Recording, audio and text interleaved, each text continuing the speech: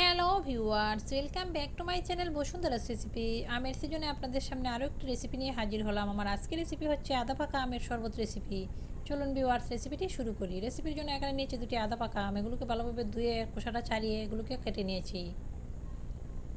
দুইটি আম কাটার পর এখানে আমার 1 কাপ পরিমাণ আম হয়েছে। এখানে দিয়ে দিচ্ছি 3 টেবিল চামচ পরিমাণ চিনি। মিষ্টিটা আপনাদের পছন্দ অনুযায়ী আপনারা দিতে পারেন আরও কমিয়ে বা বাড়িয়ে। দিয়ে দিচ্ছি ধনেপাতা কুচি 2 চা চামচ পরিমাণ। একটা কাঁচামরিচ দিয়ে দিলাম। দিয়ে দিচ্ছি এখানে থানকুনি পাতা 8 থেকে 9টি। এখানে আপনারা এর পরিবর্তে পুদিনা পাতাও ব্যবহার করতে পারেন। দিয়ে দিলাম হাফ চা চামচ পরিমাণ লবণ, হাফ চা চামচ পরিমাণ টালা জিরের গুঁড়ো,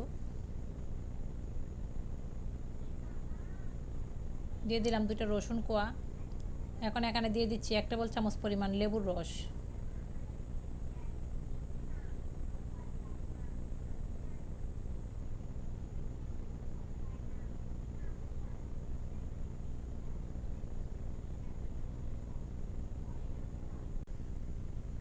এখানে দিয়ে দিচ্ছি হাফ গ্লাস পানি। এই পানিটা দিয়ে এটাকে আমি ব্লেন্ড করে নেব প্রাথমিক অবস্থায়। একবারে যদি আমি পুরো পানি দিয়ে দিই তাহলে এটা ব্লেন্ড হবে না ভালোভাবে। ব্লেন্ড করার পর দেখিয়ে দিচ্ছি, দেখতে পাচ্ছেন। এখন আমি এখানে 2 গ্লাস ফ্রিজের পানি অ্যাড করে দেব।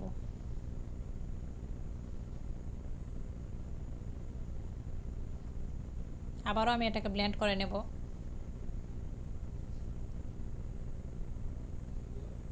ব্লেন্ড করা হয়ে গেছে, শরবতটা রেডি। আপনারা একবার হলো রেসিপিটা ট্রাই করবেন, আশা করি ভালো লাগবে। সার্ভ করে নিচ্ছি।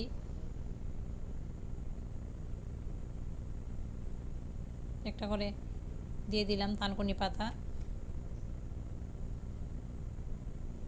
সবাই ভালো থাকবেন। আজকের মতো এখানেই বিদায় নিচ্ছি।